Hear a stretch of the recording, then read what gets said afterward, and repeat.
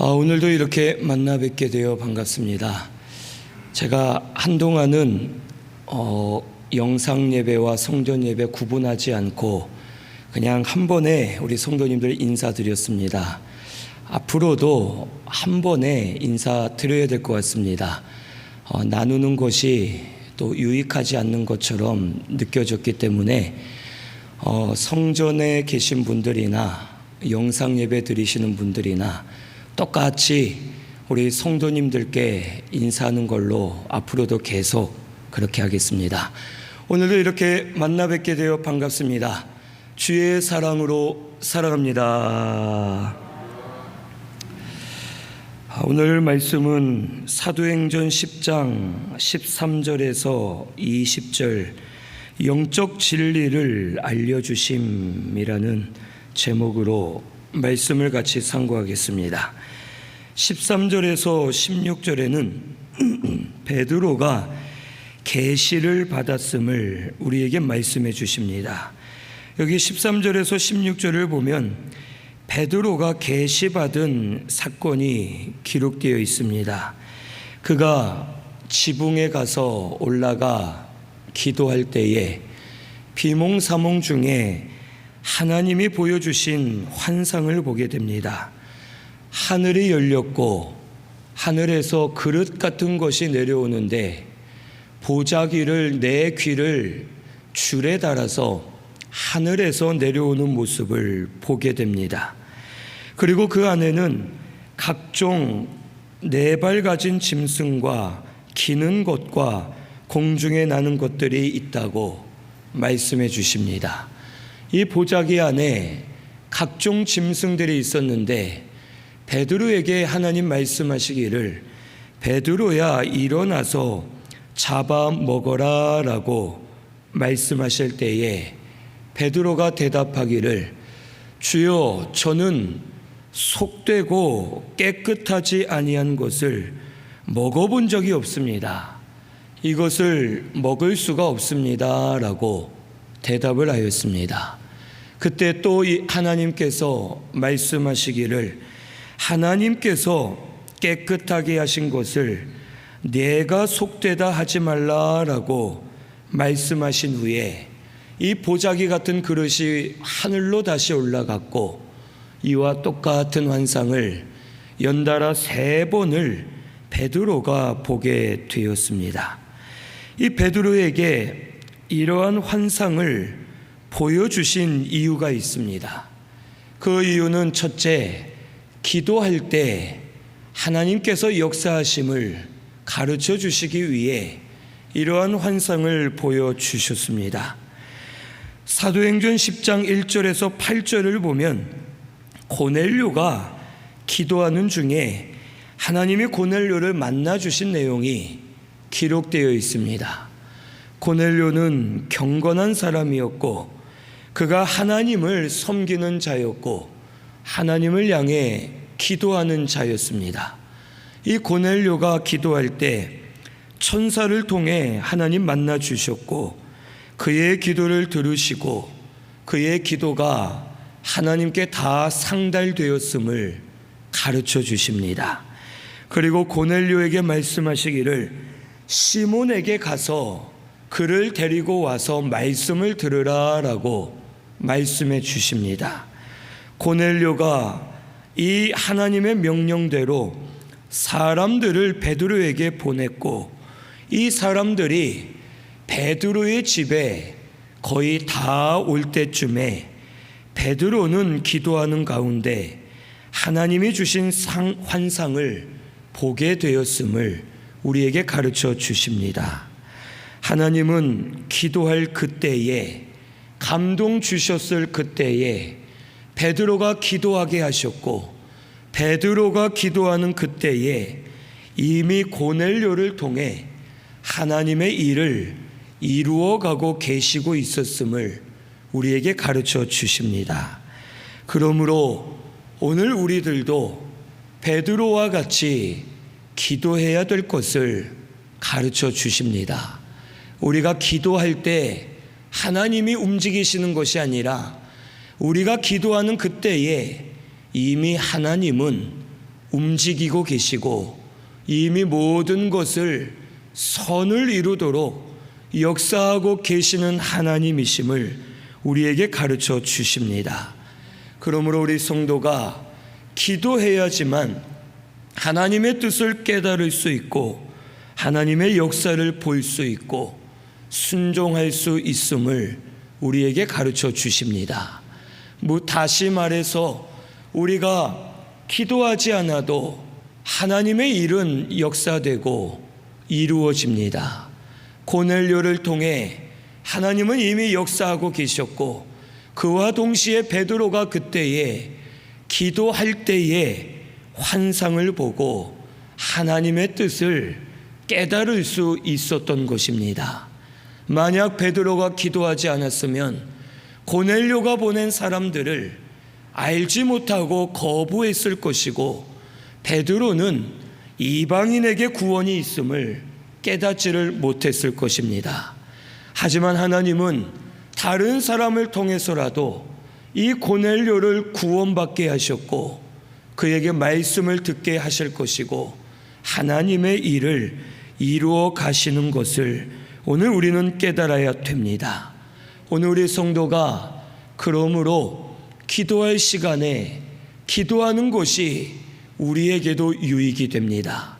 감동을 주실 때 기도해야 됩니다. 기도할 때 하나님의 역사를 체험하게 되고 하나님의 뜻을 더 많이 깨닫게 되고 하나님의 일에 참여하게 되어 주의 뜻을 이루어 드리는 성도가 될 것을 우리에게 가르쳐 주십니다. 혹 하나님께서 역사하시는데 우리가 기도하지 않아 깨닫지 못하고 넘어갈 때가 있고 주의 일을 돕지 못할 때가 있고 우리가 하나님 영광에 참여하지 못할 때가 있음을 오늘 우리는 깨달아야 되겠습니다. 그래서 마귀는 우리의 기도할 시간을 뺏으려고 노력합니다. 시험 들게 하고 낙심하게 하고 넘어지게 하면서 우리가 시험 들면 가장 먼저 하지 않는 것이 기도입니다. 기도하지 않으면 하나님께 나아갈 수 없고 하나님의 뜻을 깨달을 수 없기 때문에 우리를 가로막고 있음을 오늘 우리 성도님들은 깨달아야 되겠습니다. 이제 다시 기도의 자리로 돌아가시고 감동되실 때 기도하시고 기도함으로 하나님의 뜻을 깨달아 하나님 역사를 많이 체험하고 그 영광 가운데 서는 저와 우리 성도님들 되시기를 바랍니다. 두 번째로 이 계시를 주신 이유는 구약의 의문과 의식이 제거되었음을 가르쳐 주시기 위함입니다. 하늘이 열리고 보자기 같은 그릇이 내려오고 그 안에는 짐승들이 있었습니다. 하나님께서 이것을 잡아 먹어라 라고 말씀하실 때에 베드로의 대답은 내가 속되고 깨끗하지 않은 것을 먹어본 적이 없나이다 라고 베드로가 대답하였습니다. 그의 대답으로 보아 율법에 기록된 부정한 짐승들이 이 보자기에 있었던 것 같습니다. 레위기 11장에 먹지 말아야 될 부정한 짐승에 대해 하나님께서 말씀해 주셨습니다. 이 짐승 같은 경우 네 발로 걷는 짐승의 경우는 쪽발이 갈라지지 않거나 새김질을 하지 않는 짐승은 부정하기 때문에 먹지 말라라고 말씀하십니다. 이 쪽발이 갈라진다는 것은 구별된 삶을 살아야 될 것을 말씀해 주시고 새김질하는 짐승을 먹어야 된다는 것은 말씀을 항상 되새기면서 묵상하고 말씀대로 살아야 될 것을 우리에게 가르쳐 주십니다. 물고기와 같은 경우는 지느러미가 있어야 되고 비늘이 있는 물고기만 먹을 수 있고 지느러미와 비늘이 없는 것은 부정하기 때문에 먹지 말아야 될 것을 말씀해 주셨습니다. 이것의 의미는 이 지느러미는 물고기가 방향을 잡는 데 도와주는 것으로서 성도가 하나님께로 방향을 정하고 하나님 계시는 영적 세계로 날마다 다름질해야 될 것을 우리에게 가르쳐 주십니다.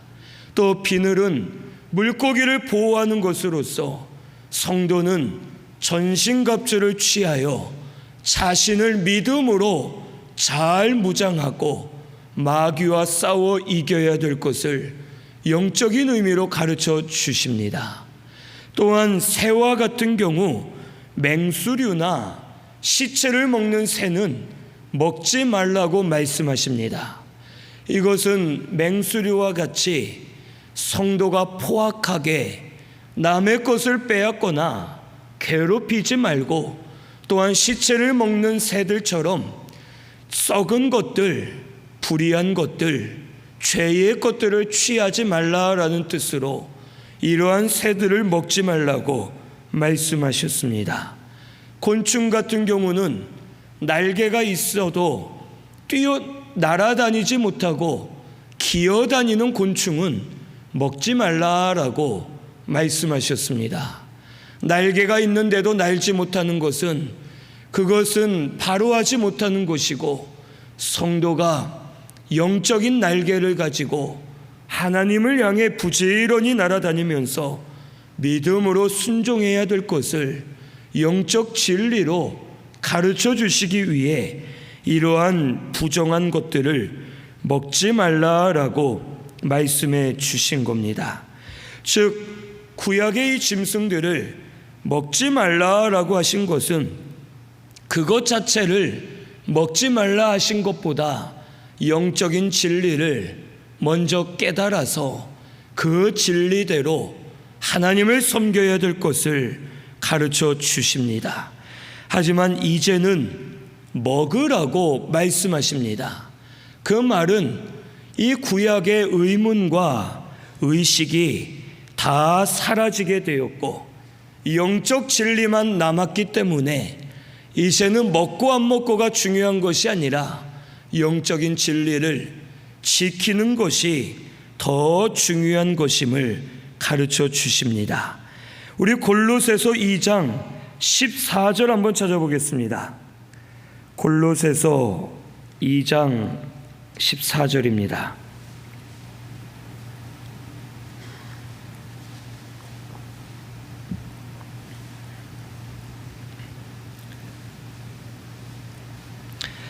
골로새서 2장 14절 같이 봉독합니다. 우리를 거스르고 불리하게 하는 법조문으로 쓴 증서를 지우시고 제하여 버리사 십자가에 못 박으시고. 아멘. 이 이스라엘 백성들은 구약의 의문과 의식으로 인해 저들이 참 진리를 깨닫지 못하고 저들의 영이 살지 못했습니다. 그래서 하나님께서는 예수님을 보내주셨고, 예수님께서 십자가에 못 박혀 죽으실 때 구약의 모든 의문과 의식, 율법의 행위와 외적인 것을 다 제하여 버리셨습니다. 그리고 후에는 예수님을 믿기만 하면 됩니다.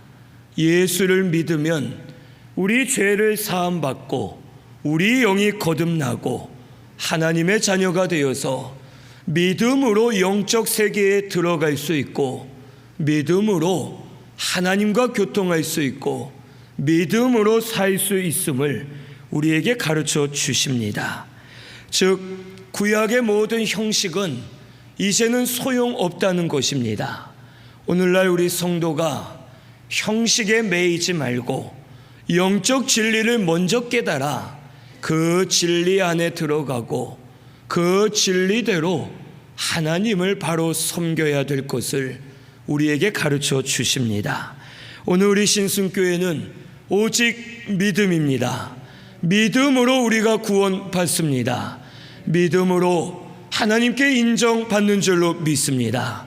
구약의 모든 의문과 의식은 이제 다 제하여 버리셨고, 예수님이 율법을 완성하신 것처럼 영적 의미를 우리가 지킬 때에 모든 것을 이루어 드리고 하나님 앞에 인정받을 수 있음을 우리에게 가르쳐 주십니다. 세 번째로 이 계시를 통해 영적 진리를 알려주시기 위함입니다. 이스라엘은 전통과 고집으로 영적 진리를 깨닫지를 못했습니다. 말씀을 전통과 고집으로 들었고 형식과 외적인 것으로 들음으로 저들이 그것들에 매이게 되었고 말씀 안에 들어갈 수 없었습니다. 그래서 이방인을 부정한 짐승으로 취급하고 여기게 되었습니다.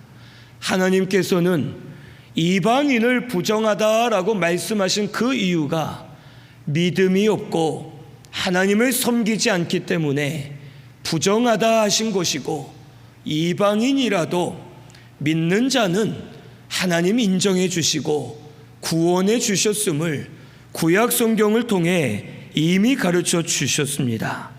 아브라함도 우상 섬기는 사람이었고 그를 하나님이 불러주셨습니다.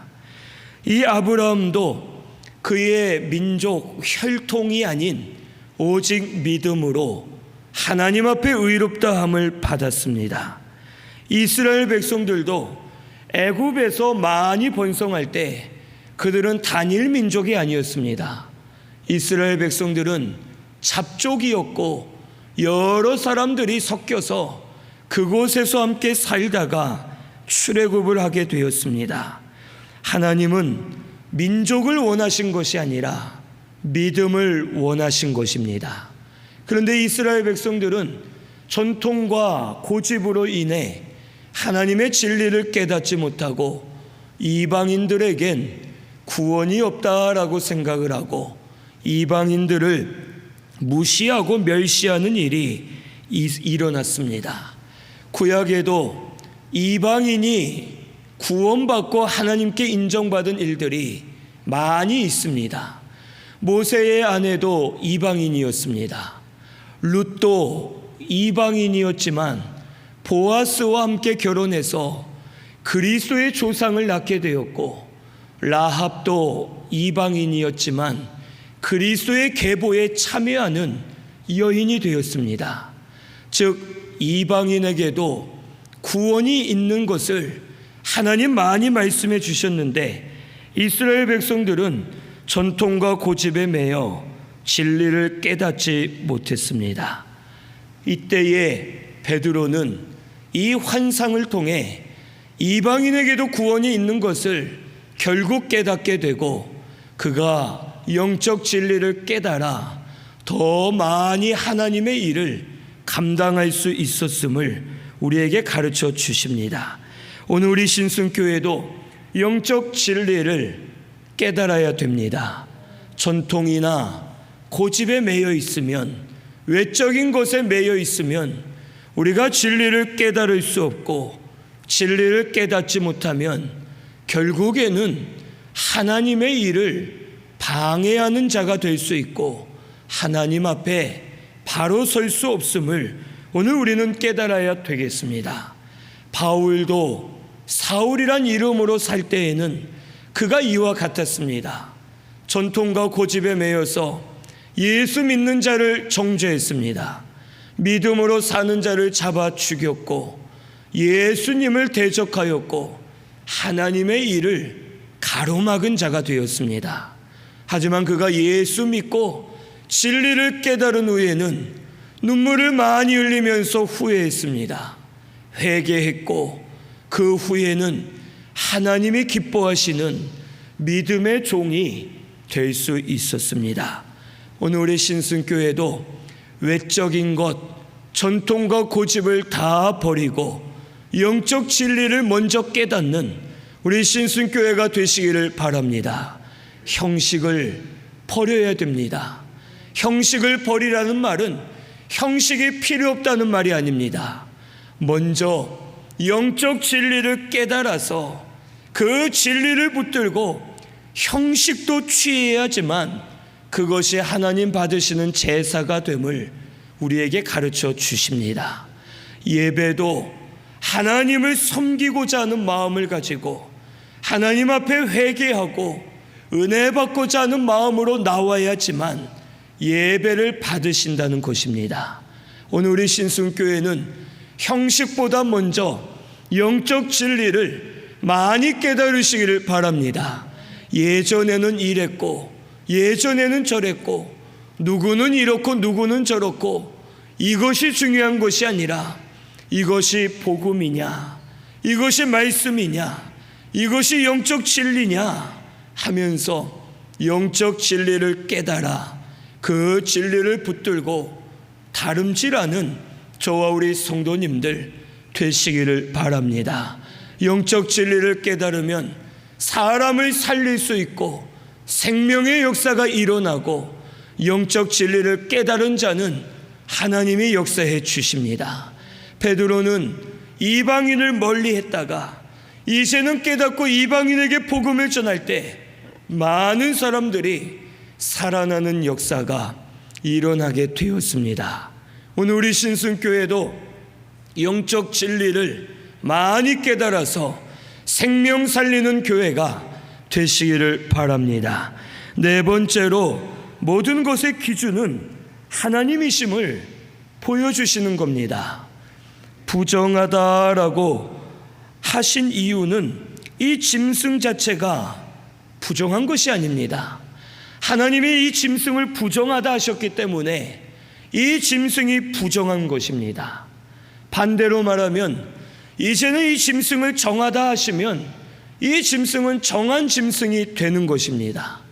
그래서 율법에도 부정하다 한 짐승이 지금은 우리가 다 먹고 다 즐깁니다. 이것은 하나님께서 율법을 완성하셨고 이제는 정하다 하셨기 때문에 우리가 마음껏 먹을 수 있고 즐길 수가 있고 사용할 수가 있는 것입니다. 이처럼 모든 것은 하나님이 정하십니다. 하나님이 옳다 하시면 옳은 겁니다. 하나님이 아니다 하면 아닌 겁니다.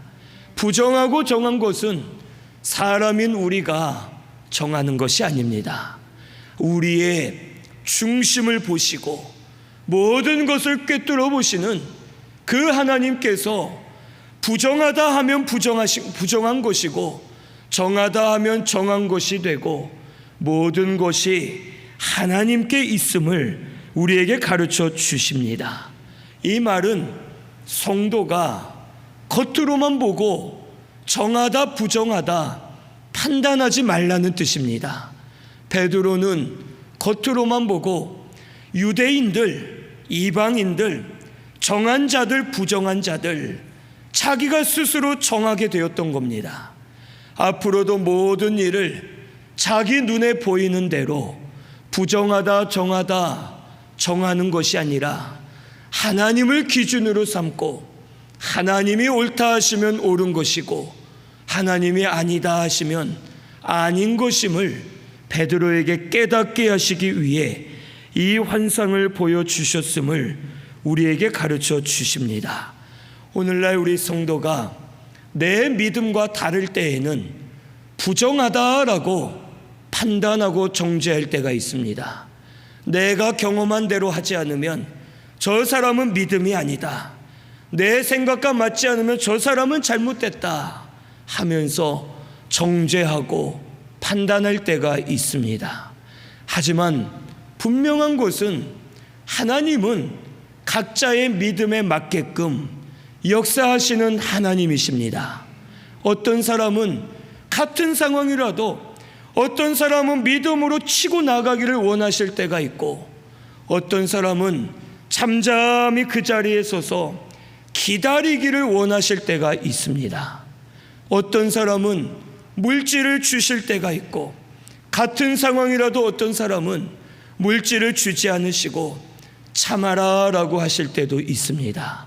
우리에게 역사하시는 것이 각자 다 다를 때가 있고 우리 믿음의 분량대로 우리의 환경대로 우리 성격과 우리의 본성대로 하나님은 역사하고 계십니다.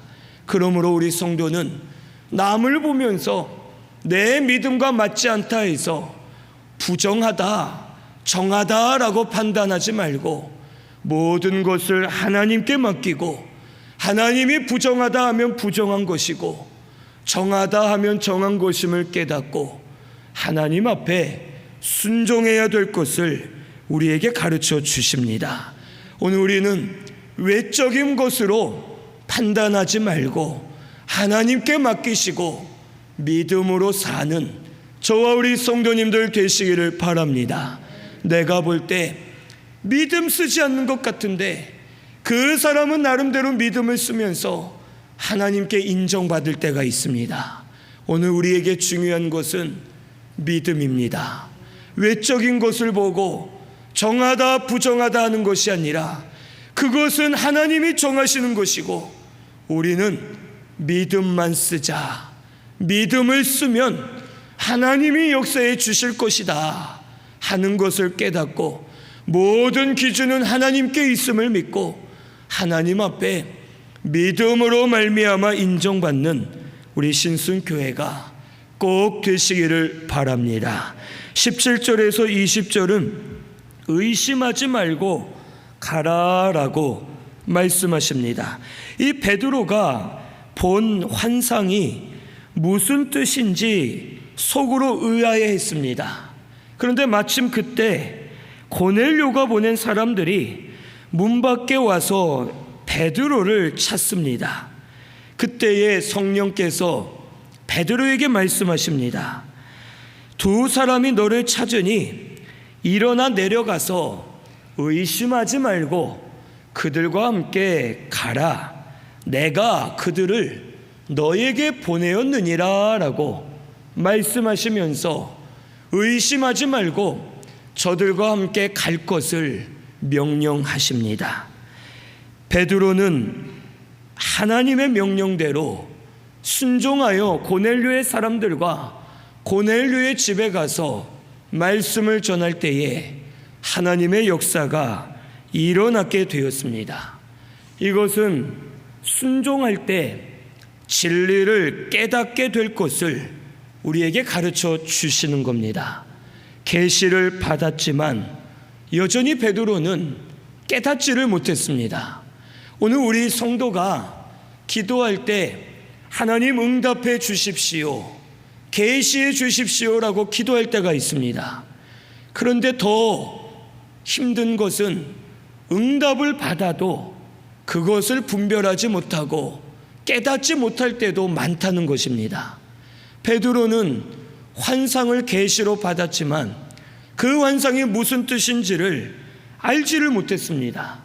그래서 17절에도 그가 의아해했고 28절에도 보면 그가 고넬료의 집에 갔을 때 유대인으로서 이방인과 교제하며 가까이 하는 것이 위법인 줄 알지만 왔기 때문에 내가 너희에게 복음을 전한다라고 베드로는 여전히 깨닫지 못한 채 형식과 의식에 매여서 말을 합니다.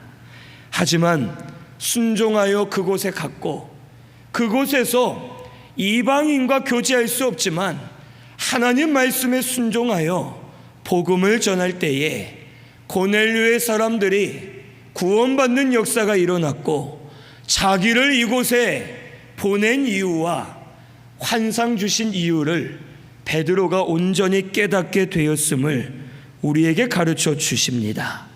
베드로가 환상을 받았는데 만약 고넬료의 집에 가지 않았다면 그것은 그냥 풀리지 않는 꿈으로만 생각하고 끝까지 베드로는 깨닫지 못했을 것입니다. 하지만 응답을 받았고 그가 순종하여 갔을 때에 하나님의 뜻을 온전하게 깨달을 수 있었습니다. 오늘 우리 성도도 마찬가지입니다. 말씀을 받을 때가 있고 응답을 받을 때가 있고 은혜를 받을 때도 있습니다. 하지만 확실히 깨달아지지 않아서 알지 못할 때가 있습니다. 받는 것도 중요하지만 그것을 분별하여 깨닫는 것이 더 중요합니다. 깨닫지 못하면 오히려 자기가 받았다 하면서 이것을 잘못 해석하여 하나님의 뜻을 오히려 거스르고 잘못된 길로 가는 그러한 일이 될 수밖에 없습니다. 오늘 우리 신순교회는 말씀을 순종하는 저와 우리 성도님들 되시기를 바랍니다. 순종하면 깨닫게 해주실 줄로 믿습니다. 순종하며 응답받은 것을 알게 하시고 하나님의 뜻을 분별하게 하셔서 완전히 깨달아 하나님 뜻대로 바르게 걸어가는 우리 신순교회가 되게 해주실 줄로 믿습니다. 두 번째로 순종할 때 복음의 능력이 나타남을 우리에게 가르쳐 주십니다. 10장 44절을 보면 베드로가 복음 전했을 때 성령이 말씀 듣는 모든 사람에게 내려왔다고 말씀해 주십니다. 그리고 고넬료 집에 있는 모든 사람들이 성령을 받아 방언도 말하고 거듭나고 구원받는 하나님의 능력이 저들 가운데 나타났습니다. 눈이 보이지 않는 맹인이 예수님께 고쳐달라 할 때 진흙을 침에 이겨 눈에 발라주십니다. 그리고 이 맹인에게 말씀하시기를 실로암 못에 가서 눈을 씻으라 라고 하십니다. 이 보이지 않는 사람, 이 맹인이 만약 주님의 말씀을 듣고도 실로암에 가지 않았다면 눈이 띄어지는 역사가 없습니다. 하지만 끝까지 순종하는 마음으로 실로암에 가서 눈을 씻을 때 즉시 나음을 얻는 역사가 일어나게 된 줄로 믿습니다. 오늘 우리 하나님 말씀은 순종할 때 능력이 나타납니다. 복음은 순종할 때 역사됩니다. 오늘 우리 신순교회는 말씀에 순종하는 저와 우리 성도님들 되시기를 바랍니다. 순종하지 않고 말씀만 들을 때에는 잠시 기쁘거나 좋을 수 있고 그 말씀이 잠시 나를 위로해 줄 수는 있습니다. 하지만 순종하지 않으면 그 말씀이 곧 사라지게 되고 기쁨이 사라지게 되고 말씀의 능력이 나타나지 않습니다. 말씀 하나를 붙들고 순종할 때 말씀으로 주시는 위로가 계속 있게 하시고 기쁨과 감사가 넘치게 하시고 말씀의 능력이 나타나도록 우리 가운데 주장해 주실 줄로 믿습니다. 오늘 우리 신순교회는 순종하심으로 하나님의 뜻을 깨달으시고 순종하심으로 능력을 깨달아 체험하는 우리 신순교회가 되시기를 바랍니다. 베드로에게 계시를 해주신 것처럼 오늘 우리도 환상과 계시를 받고 하나님의 뜻을 깨달아야 되겠습니다. 우리는 항상 영적 진리를 깨달아 그 진리를 붙들고 나아가는 우리 신순교회가 되어야 할 줄로 믿습니다. 눈에 보이는 부정해 보이는 것들만 붙들지 말고 영적 진리를 발견하여 그 진리 안에 거하시고 진리대로 순종하시고 진리의 능력, 복음의 능력을 많이 체험하는 우리 신순교회가 되시기를 바랍니다. 우리 말씀 생각하면서 통성으로 같이 기도드리겠습니다.